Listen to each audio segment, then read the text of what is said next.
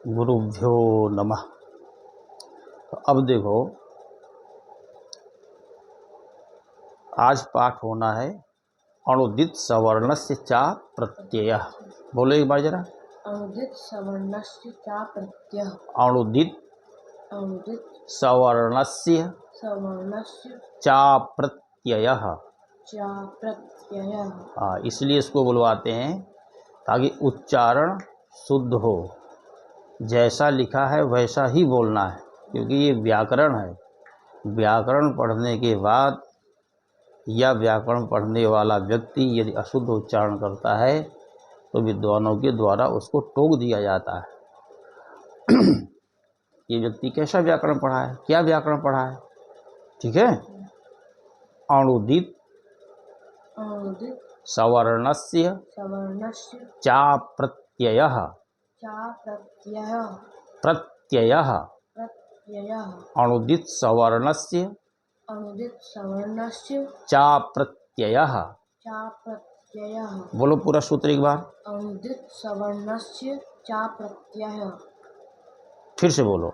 अणुदित सवर्णस्य चा प्रत्ययः। चा प्रत्ययः। चा प्रत्ययः। देखो, प्र है, फिर ता है, आधा आधा इसलिए कि उसमें कोई स्वर नहीं लगा हुआ है। यह है, फिर यह है, तो प्रत्ययः। चा प्रत्ययः। ठीक है ना। अणुदित सवर्णस्य चा प्रत्ययः। अणुदित सवर्णस्य चा प्रत्ययः। ठीक है। अब हम इस सूत्र का अर्थ जानने से पहले यह जान लेना आवश्यक है,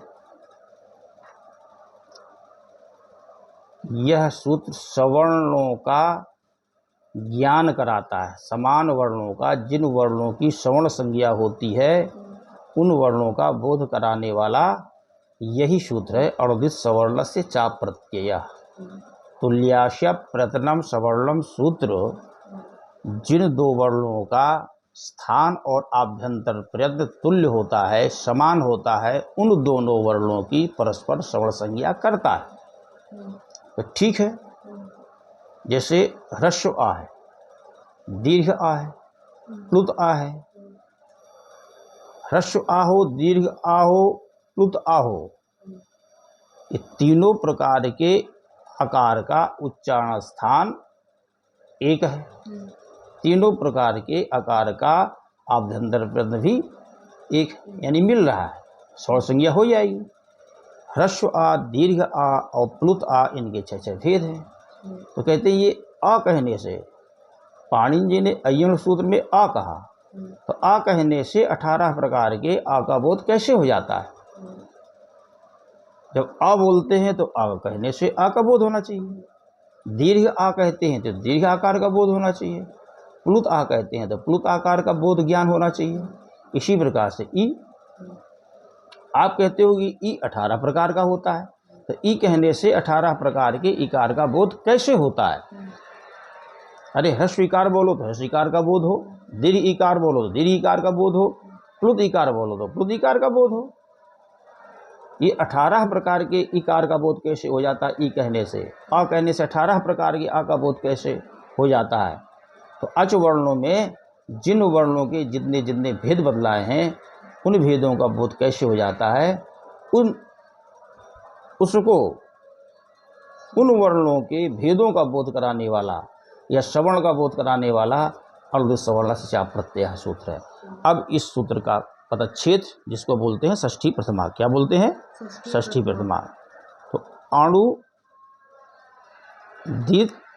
सवर्णस्य चा प्रत्ययः। अणुदित सवर्णस्य चा प्रत्ययः, यह सूत्र है। अब हम देखेंगे उस सूत्र में कितने पद हैं, जिसको बोलते हैं षष्ठी प्रथमा। षष्ठी प्रथमा क्या है, इसको इको सूत्र में बदलाया जाएगा, वहाँ अच्छे तरीके से समझ में आ जाएगा। तो देखो, अणुदित, अणुदित प्रथमांतम, ये प्रा के आगे बिंदु लग गया, इसका मतलब हो गया प्रथमांतम। सवर्णस्य षष्ठ्यंतम, ऐसे लिख दिया, बिंदु लग गया, इसका मतलब हो गया षष्ठ्यंतम। ये आया चा, अव्यय पदम। अव्यय पद ऐसा पद जिसके रूप नहीं चलते हैं। और ये है अप्रत्यय। चा प्रत्यय का संविच्छेद कर दिए तो अप्रत्यय, ये प्रथमांतम। क्या है? प्रथमांतम। अणुदित प्रथमांतम सवर्णस्य षष्ठ्यंतम च अव्ययपदम अप्रत्यय प्रथमांतम। ठीक है ना, ये पद हो गए अणुदित सवर्ण से चा प्रत्यय सूत्र में। अब इसकी वृत्ति यानी अर्थ, तो पहले कह रहे हैं कि प्रतीयते विधीयते इति प्रत्ययः। अणुदित सवर्ण से चा प्रत्यय सूत्र में अप्रत्यय को ये बदला रहे हैं। तो अप्रत्यय का मतलब न प्रत्यय अप्रत्यय, न प्रत्यय अप्रत्यय। तो अप्रत्यय को जानने के लिए पहले हमें प्रत्यय को जानना पड़ेगा। अप्रत्यय का मतलब क्या कि प्रत्यय नहीं है। तो प्रत्यय नहीं है तो कौन प्रत्यय नहीं है, पहले प्रत्यय को तो जाने। जैसे किसी ने कहा कि ये रमेश है, ये रमेश है। अब वहाँ पे बहुत सारे लोग बैठे हैं, किसी व्यक्ति ने किसी दूसरे व्यक्ति को कहा कि भाई देखो ये रमेश है, तो जो रमेश को जानता होगा वही कहेगा ये रमेश नहीं है ना। तो ये प्रत्यय नहीं है, ये हम तब जानेंगे जब हम पहले प्रत्यय को जान लेंगे। तो प्रत्यय शब्द की व्याख्या ये कर रहे हैं कि प्रतीयते विधीयते इति प्रत्ययः। प्रतीयते की व्याख्या विधीयते, प्रतीयते की व्याख्या ही है विधीयते इति प्रत्ययः। बोले प्रत्यय का मतलब है जिसका विधान किया जाए, जिसका विधान किया जाए, जिसका विधान किया जाए, उसे प्रत्यय कहते हैं। ये प्रत्यय शब्द को इन्होंने बदलाया, और जिसका विधान न किया जाए वो अप्रत्यय हो जाएगा। जिसका विधान किया जाए वह प्रत्यय है, और जिसका विधान न किया जाए अप्रत्यय। तो प्रत्यय का मतलब जिसका विधान किया जाए अर्थात विधीयमान। प्रत्यय का क्या अर्थ निकल के आया? विधीयमान, जिसका विधान किया जाए वो तो हो गया प्रत्यय। और अप्रत्यय का मतलब हो गया अविधीयमान, अर्थात जो विधीयमान नहीं है। अब बात समझ में आ रही है ना कि प्रत्यय का अर्थ हो गया विधीयमान, जिसका विधान किया जाए उसे प्रत्यय कहते हैं। और अप्रत्यय का अर्थ हो गया अविधीयमान, अर्थात जिसका विधान न किया जाए। यहाँ विधीयमान का मतलब यह है जैसे किसी वर्ण के स्थान पे किसी वर्ण का विधान। समझ रहे हो ना, उसे प्रत्यय कहेंगे। वो वाला प्रत्यय नहीं कि इससे पर में वो वाला, ठीक है। तो प्रत्यय का मतलब यहाँ किसी वर्ण के स्थान पे किसी वर्ण को करना, वो तो हो गया प्रत्यय, वो हो गया विधिमान। हमको चाहिए अप्रत्यय। ऐसा नहीं होना चाहिए कि अगर कोई वर्ण किसी वर्ण के स्थान पे विधान किया जा रहा है तो वो विधिमान हो जाएगा, वो प्रत्यय कहलाएगा, है ना। वो नहीं, यहाँ पे नहीं लिया जाएगा। हमें अप्रत्यय चाहिए, अर्थात ऐसा कि वो कोई वर्ण किसी वर्ण के स्थान पे विधान ना किया जा रहा हो। और तो अविधीयमान कौन चाहिए, तो बदला रहे हैं अविधीयमानोर्दिच्च सवर्णस्य संज्ञा स्यात्। अविधीयमानोर्दिच्च, बोलो अविधीयमानो रुदिच्च सवर्णस्य स्यात्। ये जो अप्रत्यय का अर्थ निकल के आया अविधीयमान, यह अविधीयमान अण का विशेषण है। किसका? अड़ का अण का, यानी अविधीय मान अण और उदित और उदित सवर्ण के बोधक होते हैं। बोधक मतलब ज्ञान कराने वाले होते हैं। बोधक मतलब ज्ञान कराने वाले ज्ञान कराने वाले होते हैं। कौन? अविधीयमान अण और उदित श्रवण के बोधक होते हैं। यहाँ पे दो चीज़ उन्होंने कहा, श्रवण का बोध कराने वाले दो चीज़ें बदलाई उन्होंने। क्या? एक तो अण और दूसरा उदित। अण कैसा चाहिए? अविधीयमान चाहिए। ये जो अविधीयमान विशेषण है ये अण का है, उदित का नहीं है। अण कुछ जाना पहचाना सा लग रहा होगा। ये अण क्या है? ये प्रत्याहार अण प्रत्याहार।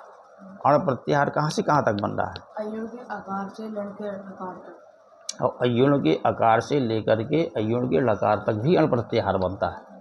और अयुण के आकार से लेकर के लड़के लकार तक भी अण प्रत्याहार बनता है। लेकिन यहाँ 38 सवर्ण से चाप प्रत्यय सूत्र में जो अण प्रत्याहार लिया जाएगा वो पर लकार तक।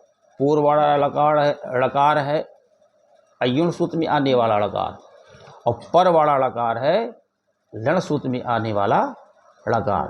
केवल यही एक सूत्र है 38 सवर्ण से चाप प्रत्यय, इसमें अण आया ना, इसी सूत्र में अण प्रत्याहार पर लकार तक लिया जाएगा। बाकी कहीं भी पूरी अष्टाध्यायी में कहीं भी अगर अण आता है तो वो सब जगह पर पूर्व लकार तक लेना है। ठीक है?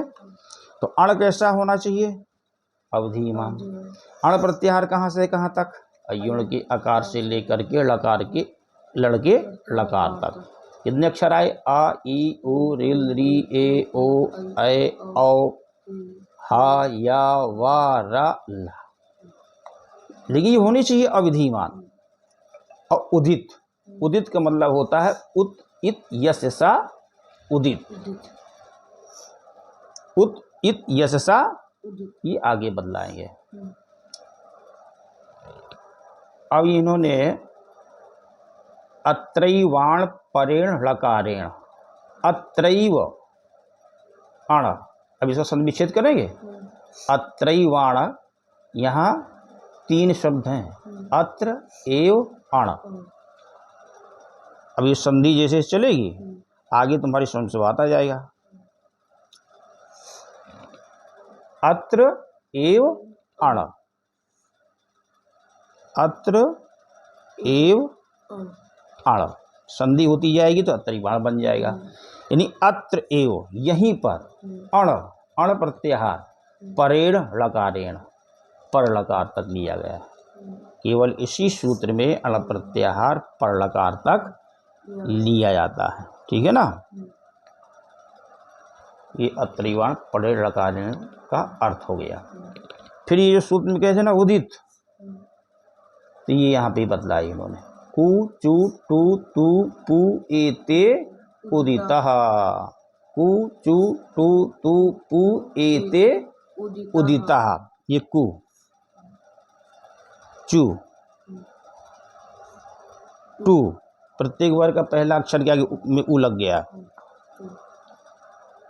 तू, पू, एते, ये कौन? कु, चु, टू, तू, पू, ये 5 उदितः, उदित कहलाते हैं। ये 5 उदित कहलाते हैं, उदित है। तो उदित मतलब, तो उदित का मतलब बदला रहे हैं कि उत,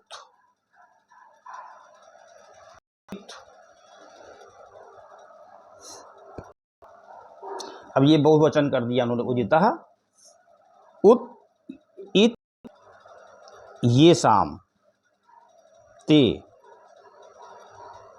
उदितः, उत, इत, ये शाम, ते। उत का मतलब है यहाँ पर ह्रस्वकार, ह्रस्व उकार।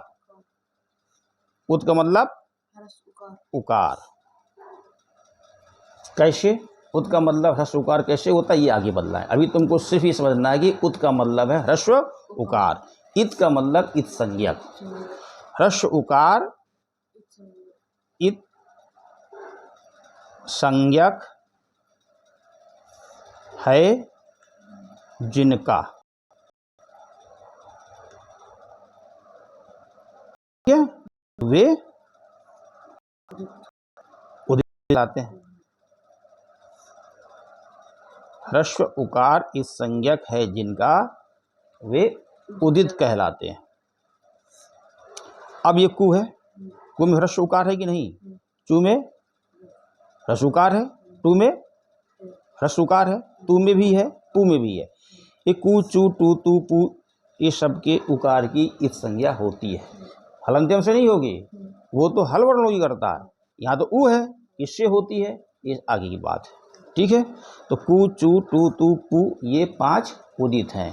तो कु का मतलब हो जाएगा कवर, पू का मतलब, चू का मतलब चवर, टू का मतलब टवर, तू का मतलब तवर, पू का मतलब पावर। तो कवर में कितने अक्षर आते हैं? का खा गा घा ना। चवर्ग में चा छा जा जा या। टवर्ग में टा ठा डा ढा णा। तवर्ग में ता ता दा धा ना। पवर्ग में पा फा बा भा मा। लेकिन का कहने से का खा गा घा का बोध नहीं होगा, ज्ञान नहीं होगा। चा कहने से चा छा जा जा या का बोध नहीं होगा। कु कहने से कवर का बोध होगा। चू कहने से चा छा जा जा या का बोध होगा। टू कहने से टा ठा डा ढा का बोध होगा, क्योंकि उदित श्रवण के बोधक होते हैं। समझ रहे हो ना? तो ये बदला दिया उन्होंने कि अण जो हो अवधिमान हो तो वो श्रवण का बोध करा देगा, और जो उदित होंगे तो वो श्रवण का बोध करा देंगे। तदेवम, तो इस प्रकार से, तदेवम इस प्रकार से श्रवण संज्ञा तो किया तुल्याश्र प्रथम सवर्णम ने। श्रवण संज्ञा करने वाला कौन सूत्र है? तो किन वर्णों की श्रवण संज्ञा होती है आपस में, ये श्रवण संज्ञा करने वाला सूत्र है। इसका पता चलेगा तुल्याश्र प्रथम सवर्णम से। अगर कभी जिन 2 वर्णों की हम श्रवण संज्ञा करना चाहेंगे तो वहाँ श्रवण संज्ञा करने के लिए तुल्याश्र प्रथम सवर्णम सूत्रों का अर्थ जानना पड़ेगा, लगाना पड़ेगा, घटित करना पड़ेगा कि भाई तुल्याश्र प्रथम सवर्णम सूत्र का जो अर्थ है उस अर्थ इन जिन 2 वर्णों की श्रवण संज्ञा कर रहे हैं उसमें घट रहा है कि नहीं। कहने का मतलब यह है कि उनका स्थान और आभ्यंतर आपस में मिल रहा है कि नहीं। ठीक है, तो श्रवण संज्ञा कर देगा। फिर श्रवण का बोध कराने वाला सूत्र है और द्विज सवर्ण से चाप प्रत्यय, इसलिए इसको कहते हैं सवर्ण ग्राहक सूत्र। सवर्णों का ग्राहक सूत्र कौन है? और द्विज सवर्ण से चाप प्रत्यय। तो इस प्रकार से अ इत्यष्टादशानाम संज्ञा। तो आ यह है, अ इति आ यह अष्टादशानाम संज्ञा। अष्टादश कहते हैं 18 को। अष्टादश का मतलब 18 प्रकार की संज्ञाओं का बोधक होता है। क्यों? चाहे ह्रस्व आ हो, चाहे दीर्घ आ हो, चाहे प्लुत आ हो, सभी का उच्चारण स्थान और आभ्यंतर प्रयत्न आपस में मिलता है। तो इनकी होती है श्रवण संज्ञा। और ये आते हैं अण प्रत्याहार में। अगर ये अवधिमान है, किसी के स्थान पर इनका विधान नहीं हो रहा है, तो ये श्रवण का बोध करा दे। ठीक है ना? 18 प्रकार के आकार की श्रवण संज्ञा आपस में होती है, तो अ कहने से 18 प्रकार के आकार का बोध हो जाएगा। ठीक है? तथे कारो कारौ, तथा इकार उकार, तथा माने उसी प्रकार से इकार भी ई कहने से 18 प्रकार के इकार का बोध होता है, उ कहने से 18 प्रकार का बोध होता है। ठीक है ना? इसमें कुछ विशेष बातें हैं, वो विशेष बातें फिर आगे बदलाएंगे। अभी ज़्यादा बदलाएंगे तो फिर कहोगे कि ज़्यादा हो गया, समझ में नहीं आया। ऋकारस त्रिंशतः, एक महत्वपूर्ण बात यहाँ भी आई, ऋकारस त्रिंशतः। बोले वहाँ तो आपने कहा है कि ऋ 18 प्रकार का होता है, और यहाँ भी आप कह रहे हैं ऋकारस त्रिंशतः, कि ऋकार 30 प्रकार का होता है। त्रिंशतः ऋकार 30 प्रकार का होता है। 63 माने 30। कितने प्रकार का होता है? 30। और पहले क्या कहे हैं? 18 प्रकार का। ऋ 12 प्रकार का। पहले उन्होंने कहा कि ऋकार 18 प्रकार का होता है। अब यहाँ पे क्या कह रहे हैं? 30 प्रकार का। 2 प्रकार की बातें हो गई। यहाँ इसलिए कह रहे हैं एवं लृकारोपी। अब बोले इसी प्रकार से लृकार भी 30 प्रकार का होता है। लृकार अपि, अभी माने भी, एवं माने इस प्रकार से, और बोले इसी प्रकार से लृकार भी 30 प्रकार का होता है। 30 प्रकार का ऋकार कह रहे हैं और लृकार भी 30 प्रकार का। तो अब यहां समझना है, समझना ये है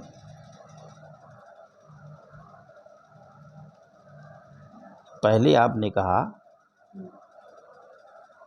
कि ऋकार 18 प्रकार का होता है और लृकार 12 प्रकार का होता है। अब आप कह रहे हो कि ऋकार 30 प्रकार का होता है और लृकार भी 30 प्रकार का होता है। ये इसलिए कह रहे हैं कि ऋ और लृ की होती है सवर्ण संज्ञा। ये दोनों हैं आपस में सवर्ण, और ऋ और लृ ये दोनों आते हैं अण प्रत्याहार में। तो जहाँ ये अवधिमान होंगे तो अणद्वित सवर्णस्य प्रत्यय कहेगा कि अपने सवर्ण का बोध कराएं। 18 प्रकार का ऋ और 12 प्रकार का लृ। तो ऋ कहने से 18 भेद ऋ के और 12 लृ के, 18 30 हो गए। इस से बोल दिए कि 30 प्रकार का होता है। और यही स्थिति लृ के बारे में भी है कि 12 प्रकार का लृ और 18 प्रकार का ऋ, तो दोनों की होती है सवर्ण संज्ञा। तो लृ कहोगे तो 12 भेद उसके और 18 भेद उसके ज्ञान होंगे, तो 30 प्रकार का लृ हो जाएगा। ठीक है, फिर आगे क्या कह रहे हैं? एचो द्वादशानाम। अब बोले एच प्रत्याहार में आने वाले वर्णों के 12 भेद होते हैं। ठीक है ना, वो 12 एच प्रत्याहार में आने वाले जो वर्ण हैं वो 12 भेदों का बोध कराए। अनुनासिका अनुनासिक भेदेन यवला द्विधा। अनुनासिक और अनानुनासिक भेद से यवला द्विधा दो प्रकार के होते हैं। अनुनासिक और अनानुनासिक भेद से, ये नई बात आ गई। देखो या व ला, ठीक है। अनुनासिक और अनानुनासिक भेद से, अनुनासिक भेद से और अनानुनासिक